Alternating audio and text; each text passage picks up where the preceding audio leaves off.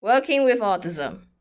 After completing my master's in illustration, the panic of what to do next began to seep in. Guilt, anxiety, and deep feelings of inadequacy were taking over me. I applied to anything and everything. It felt pointless. I knew my autism would become an issue. I somehow managed to land an interview for a graphic artist role. Beep beep beep beep beep. I didn't know how to feel afterwards, but a few hours later, I got the call. I got the job. Even with no experience, I got the job. In that moment, I was content. They reassured me that they understood that I was inexperienced and promised to ease me into the work. However, I still felt incredibly anxious and unworthy of the role. I blasted my playlist to help me relax before the long commute to my first day of my working life. Finally, earning my own money, no more soul-crushing benefit assessments. She seems a bit slow. Is it too late to change our minds?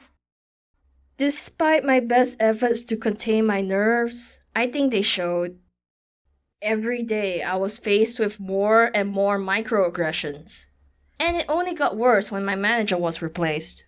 Every day I went into work hoping it would get better. I had to cross a dangerous, busy road. Design companies seemed to love renting in the middle of nowhere. They would pressure me to learn to drive. I am terrified of the thought.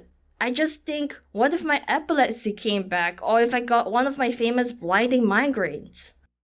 They would constantly put down my work and give me vague feedback. Work is disgusting! They would tiptoe around me instead of being direct. Maybe they were scared that I might sue them. It's weird having the fear but not the power that goes with it. They were cruel in the way they spoke about past employees as well as potential new ones.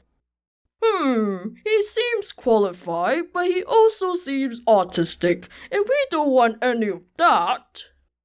Unfortunately, I never had any concrete evidence.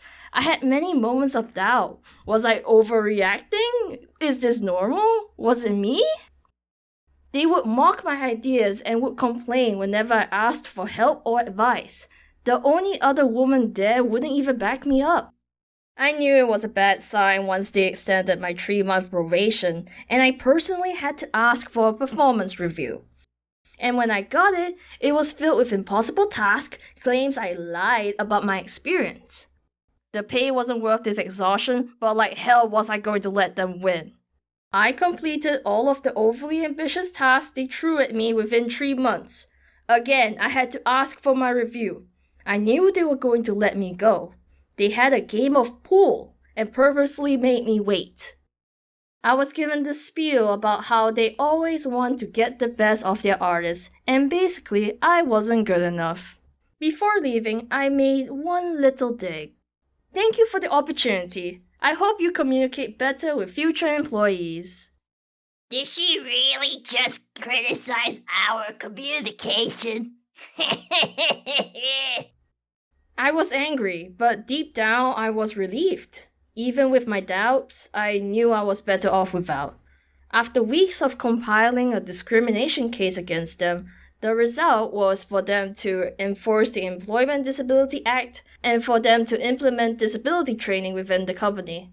Hopefully this kind of treatment wouldn't affect future employees, but unfortunately there's no way to tell for sure.